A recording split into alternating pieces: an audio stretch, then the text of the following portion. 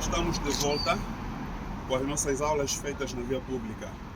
Hoje vamos ter mais uma aula de código, domingo, dia 24 de novembro de 2024, com a presença da doutora Laurina Ferraz Guedes. Meus amigos, hoje trago como tema função da condução.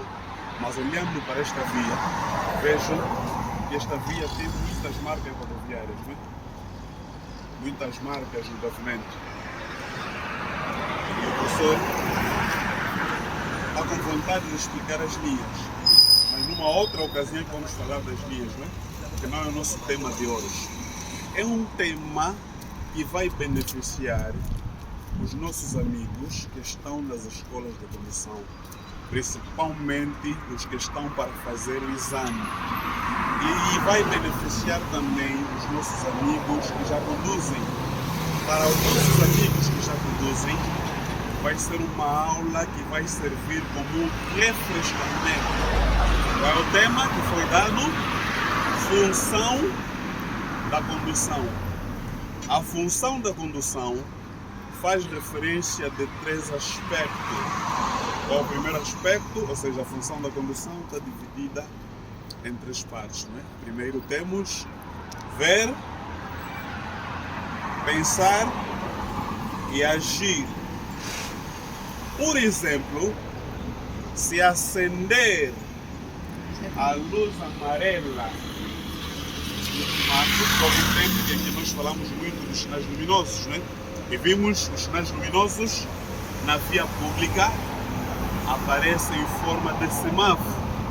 E já definimos também semáforo, né? Vimos que semáforos são sinais tricolores ou bicolores de significados convencionais que permitem a ordem de passagem entre veículos e peões, né? Conforme o professor dizia, se acender a luz amarela do semáforo, o condutor vai ver, né?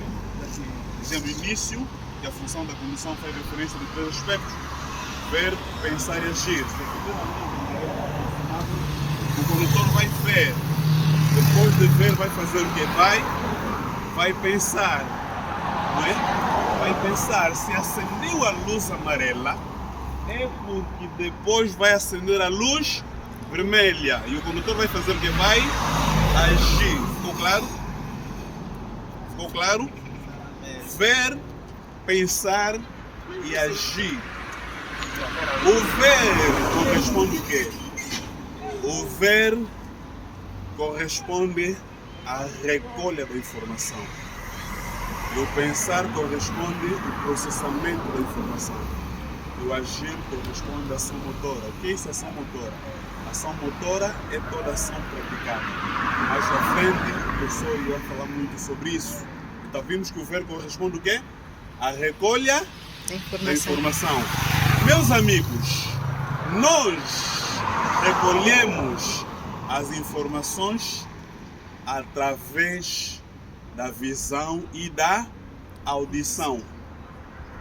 A audição também assume um papel importante na recolha da informação, podendo até em determinadas situações sobrepor-se a visão, quando, por exemplo, ao aproximar-se de uma curva de visibilidade reduzida, antes do condutor ver, ele ouve um som, um sinal sonoro que o informa da presença de outros veículos. Ficou claro? Quando estamos a falar de visibilidade reduzida. O que é isso, visibilidade reduzida? Visibilidade reduzida é quando o condutor não consegue avistar a faixa de rodagem em toda a sua largura, numa extensão de pelo menos 50 metros. Ficou claro?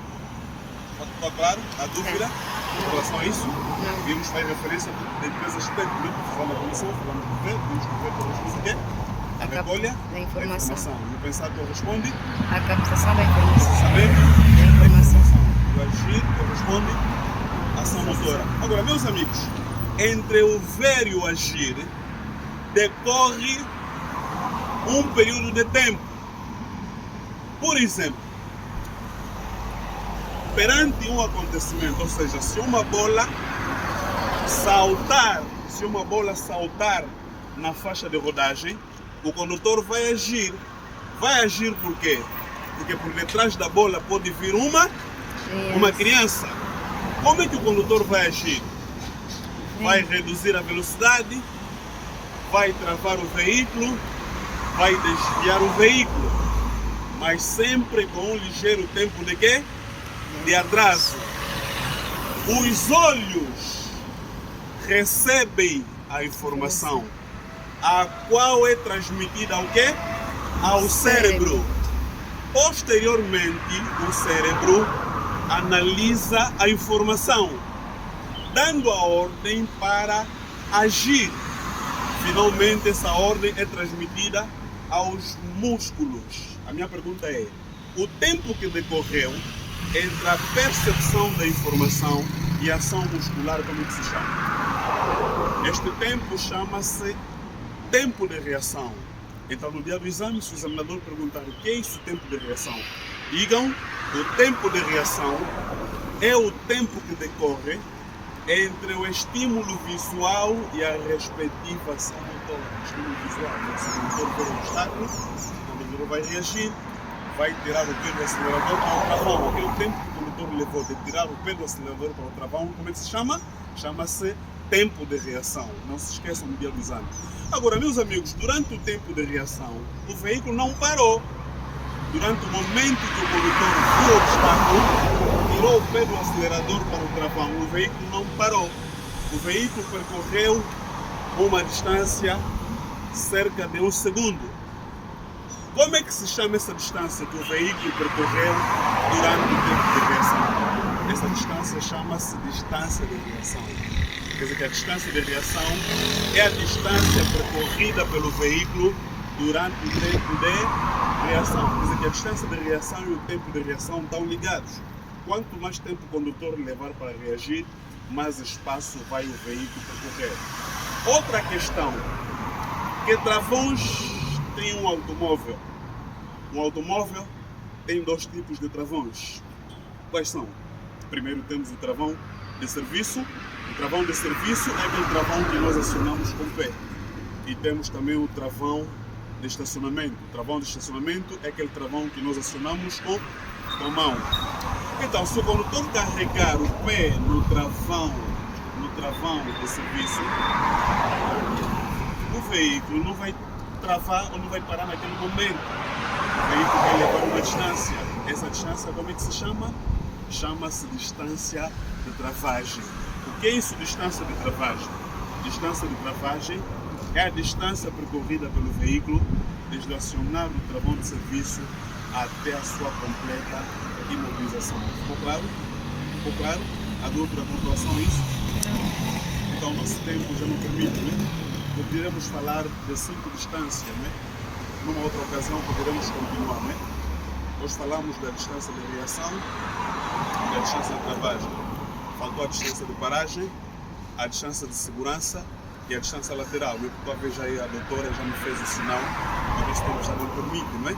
Então vimos o que é que aprendemos hoje. Nós aprendemos que o tempo de reação é o tempo que decorre entre o estímulo visual e a respectiva ação motora, né? Durante o tempo de reação, o veículo não parou. O veículo percorreu uma distância de 1 segundo. Vimos que essa distância, como é que chama? Chama-se distância de reação, né? Então, noutra ocasião, vamos falar das outras distâncias, como a distância de segurança e também a distância de segurança lateral. Vamos aprender que a distância que o condutor deve guardar entre o seu veículo e o veículo da frente, vamos aprender que essa distância chama-se distância de segurança. E vamos aprender também a distância que o condutor deve guardar em relação aos veículos que passam ao seu lado.